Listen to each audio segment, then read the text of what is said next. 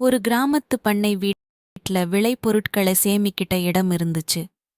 அதுல நிறைய எலிகள் வாழ்ந்துகிட்டு வந்துச்சுங்க.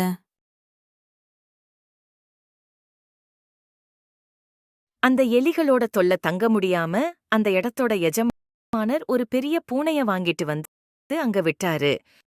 அந்த பூனை எவ்வளவு முயற்சி செஞ்சும் அந்த எலிகள பிடிக்க முடியல.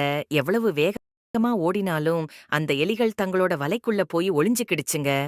ஒரு நாள் ஒரு கட்ட மேல இருந்து தலைகீழா தொங்கி விளையாடிக்கிட்டு இருந்துச்சு பூனை. அத பார்த்த சில எலிகள் பூனை செத்து போச்சுன்னு நினைச்சுச்சுங்க. உடனே பூனை செத்துடுச்சு, நமக்கு விடுதலைன்னு சொல்லி கத்துச்சுங்க. எல்லா எலிகளும் இத கேட்ட பூனை உண்மையாவே செத்தது போல நடிச்சுச்சு. ஆனா புத்திசாலியான ஒரு வயசான எலி மட்டும் பூனைய நம்பாதீங்கன்னு சொல்லுச்சு.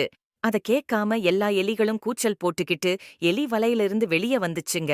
உடனே துரிதமா செயல்பட்ட பூனை ஒரு பெரிய கட்டாய எடுத்து எலி வலைய அடைச்சிச்சு. அவசரப்பட்டு வலையில இருந்து வெளிய வந்த எலிகளால தங்களோட பாதுகாப்பான இடமான வலைக்குள்ள போக முடியல. அதனால அந்த பூனைக்கு ஒவ்வொரு எலிகளா பலியாகி போச்சுங்க. நீதி: வயதில் மூத்தவர் சொற்படி நடக்க வேண்டும்.